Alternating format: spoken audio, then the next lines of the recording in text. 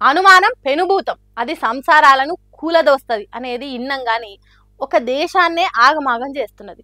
Uganda దేశంలో భార్యల మీద భర్తలకు వచ్చిన అనుమానం అక్కడి సర్కార్ను కుదిపి కుదిపి కూలిపోయేటట్టు చేస్తున్నదట.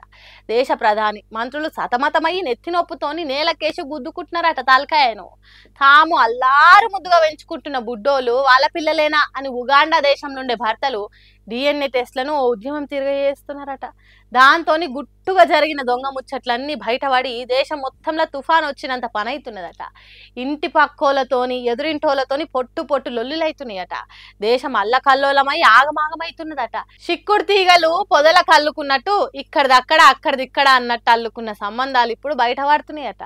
దొంగసాటు ముచ్చట్లన్నీ ఇప్పుడు బయటపడే వరకు ఏ ఊరు చూసినా ఏ వాడ చూసినా కోపతాపాలతో కొట్టుకుంటే దుబ్బరేగుతున్నదట.